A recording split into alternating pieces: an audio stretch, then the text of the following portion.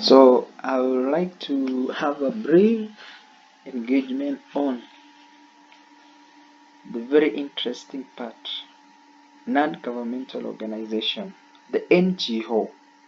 This is critical component for every growth or economic growth of a country. This is an area, this is a path that the government must invest. In America, they have 1.5 million NGOs. But when you look at Kenya, and especially Africa, we have less non-governmental organizations. That's why it's high time people should think in the same direction and form a non-governmental organization. Now, the pointers are number one, we look at the introduction part of non-governmental organization, and then the formation, how it is formed, and then finally the organigram, the governance itself, how the management should be in operational. So the introduction part, what is all about NGOs? So NGOs are diverse entities and their features are mostly shaped by the socio-economic, cultural, political, legal situation of a country. So when you talk about NGOs, these are entities that actually shapes the socio-economic, culture, political, and legal situations of a country. However, generally speaking, we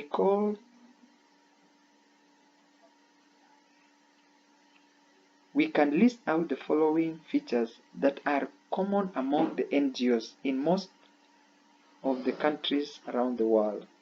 It's usually non-profit, meaning they are not interested in making profits. So any NGOs, their main aim is actually to provide beneficial services to the citizens, to the community, to the society. NGOs, sometimes called civil society organizations, are established on community, nation, and international level to serve social or political causes such as humanitarian cause or the protection of the environment. Objectives. What are the objectives of NGOs? One, to improve the natural environment.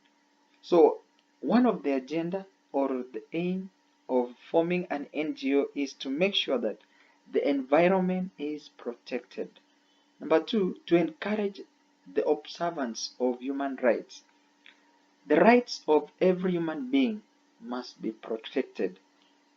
To improve the welfare of the disadvantaged. We have areas, we have places in countries where people are disadvantaged. So with the help of NGOs, the disadvantaged are now provided with the advantaged services to represent the corporate agenda. Now, when you talk about representation of corporate agenda, we are talking about corporate economic responsibility, building the environment around a company, creating development around the environment of the community, and finally to enhance poverty eradication. We eradicate poverty by running programs under NGOs. So NGOs are critical components in the operation, in the management of a country. Now, what are the features of NGOs? Number one, non-profit in functioning. An NGO is not meant for making profit for personal gain. In case NGO conducts some revenue generating activities, the profit earned should not be distributed among the board members. Instead, it should be used for expanding the NGO's activity. So NGO, its aim is not to make profit, but to provide beneficial services to the community or society. Values. An NGO should address the social, cultural, economical, or political cause and should work towards public good. So the interest of an NGO is for the public good. Voluntarily. NGOs are voluntarily association. They have been formed by a group of like-minded volunteers who have come together to address a common issue. So we have issues in the society, but when you come together for voluntarily services for common good, then it becomes an NGO. Legal registration, legally registered. Although this, although there may be unregistered NGOs working for cause, it is mandatory in most countries to get an NGO legally registered. Besides, only legally registered NGOs can access formal donation. So all the NGOs must be formally registered. Laws must be followed. Non-criminal. NGOs do not indulge in antisocial and criminal activity. So these are the critical features of an NGO. It is a non-profit in functioning, value, voluntarily, legal registered, and finally, non-criminal. No criminal activity involved in the formation of an NGO. There are normally two types of NGOs. One is operational NGO. It focuses on the design and implementation development of projects. So any NGO which focuses on the design and implementation of development projects, these are what we call operational NGOs. Advocacy NGOs, it defend or promote a specific cause and seek to influence public policies. This is another very paramount angle of an NGO. So either you're running an operational NGO or you're running an advocacy NGO. Now, legal board. There is a board which has been mandated to register the NGOs in every country, and it must be under particular ministry. The Non-Governmental Organization Coordinator Board is state corporation established by Non-Governmental Organization Coordination Act Cap 19 of 1990. The board has the responsibility of regulating and enabling the NGO sector in Kenya. The NGO's Coordinator Board started its operation in 1992 and is currently under the Ministry of Interior and Coordination of National Government. Specifically, the NGO's Coordination Board is responsible for inter alia registering, facilitating, and conducting or coordinating all national and international NGOs operating in Kenya, advising the government on their contribution to the national. So this is a critical angle. So when you are planning to register an NGO, please keep in mind it is under the board, it is under the Non-Governmental Organization Coordination Board, which is under the Ministry of Interior. The formation. How do you form an NGO? For you to actually come up with an NGO, there are procedures which must be followed. Number one, define the purpose and build a team. So you must have a team. Those are pioneers. Those are people. Number two, establish a board of directors. You must have a board of directors. Number three, pick a name for your non-profit organization. Then you draft an article of association. And then finally, register your organization. So these are the procedures to be followed in the formation of an NGO.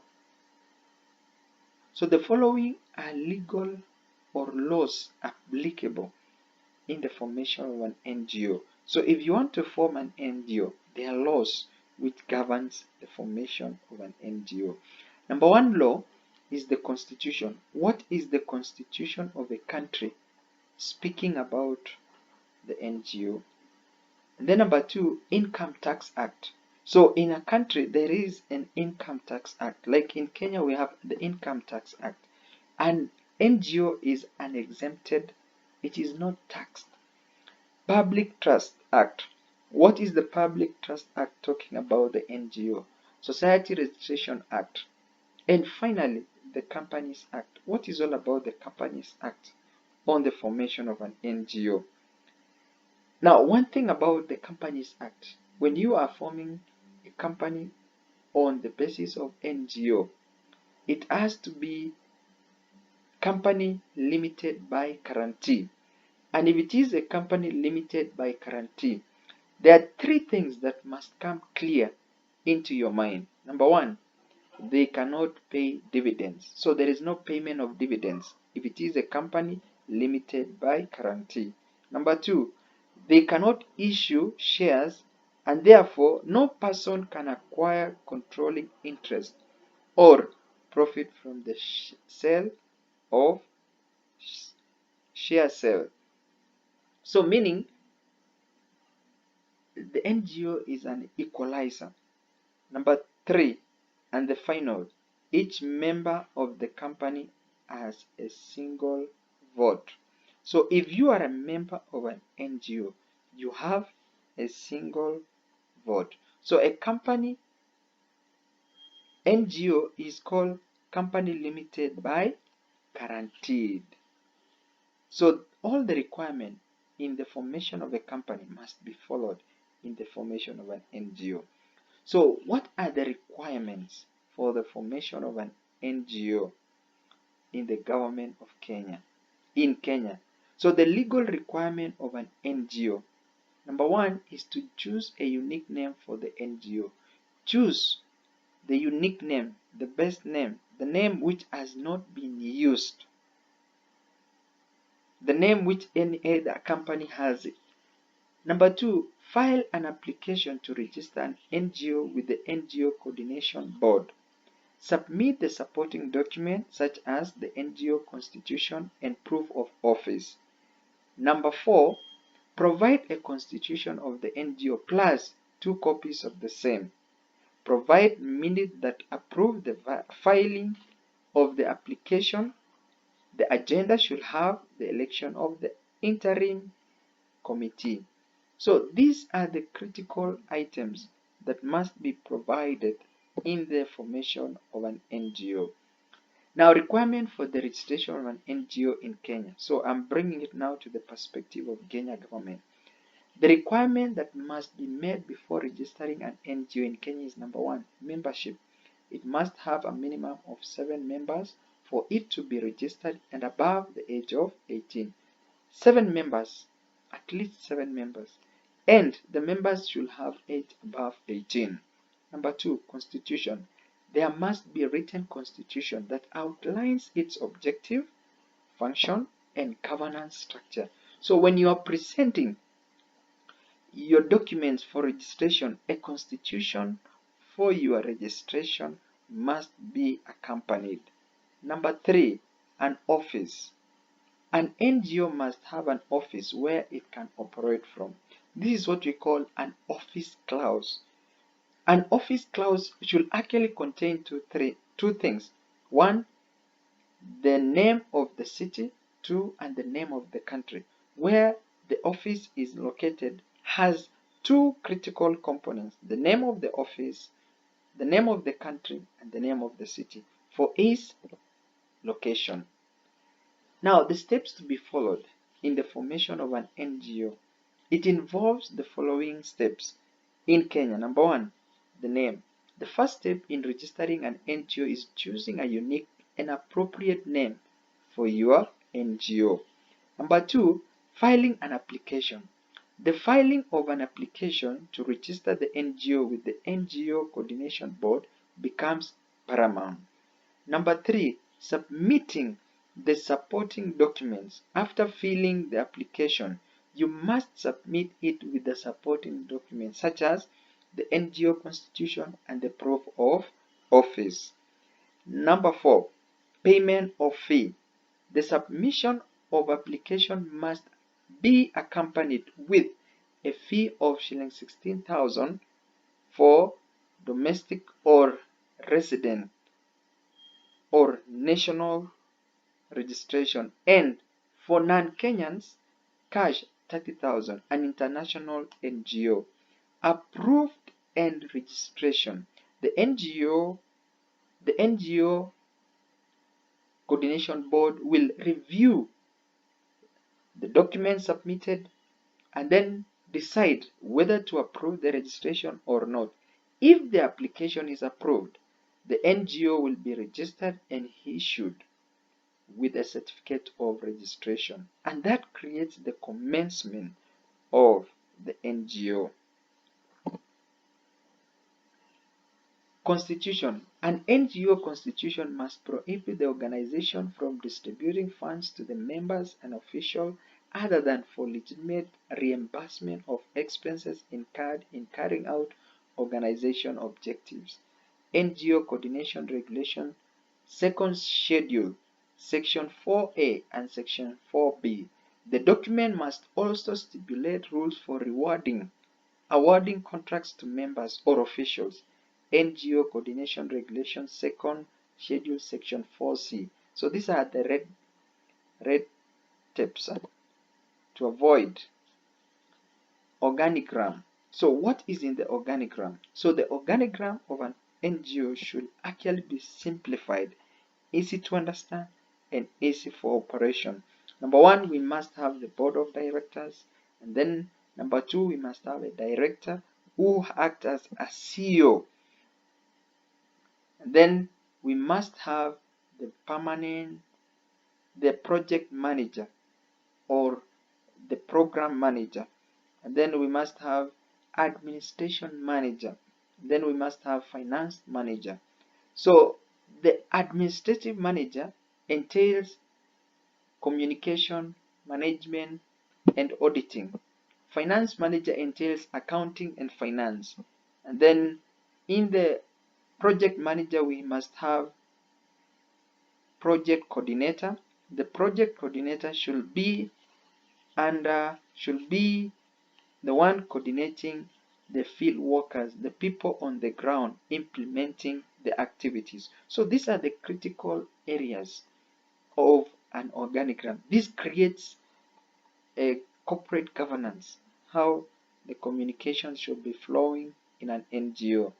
Things you can start and manage an NGO.